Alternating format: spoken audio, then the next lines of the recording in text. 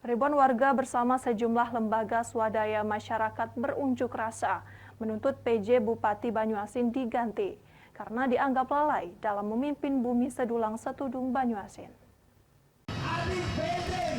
Kedatangan ribuan massa melakukan aksi damai mendesak DPRD Banyuasin untuk merekomendasikan ke Kementerian Dalam Negeri melalui Gubernur Sumsel agar PJ Bupati Banyuasin Hani Sophia Rustam segera diganti.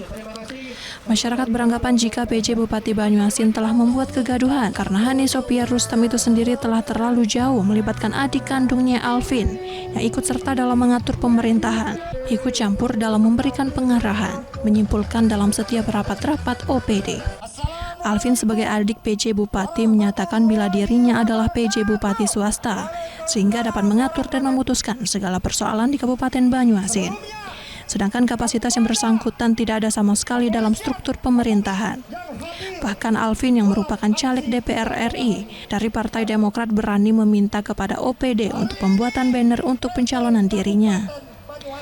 Alvin membuat resah di lingkungan Pemkab Banyuasin karena diduga selalu mengatakan akan merotasi pejabat yang tidak patuh dengan kebijakan PJ Bupati Banyuasin dan adik kandungnya. Terakhir mencoba merubah struktur APBD perubahan tahun 2023 dan APBD induk tahun 2024 dengan tujuan kepentingan pribadi.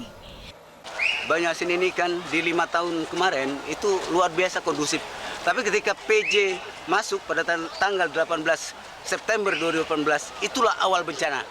Karena kenapa? Pertama, seluruh kebijakan yang telah dibuat oleh sosmed terkait dengan untuk meningkatkan kesejahteraan masyarakat itu dipangkas bahkan dicoret. Itu yang menjadi landasan. Yang kedua, adanya oknum ya, kalau oknum yang tidak punya kapasitas itu kok bisa-bisa memerintah para birokrat. Ini akan berkoordinasi, akan merapatkan kembali kepada karena ini terkait masalah penyelenggaraan pemerintahan, tentunya Komisi 1 DPRD Kabupaten Banyuasin.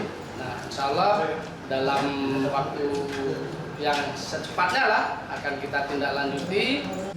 Dari Banyuasin, Ahmad Syaiful, iNews melaporkan.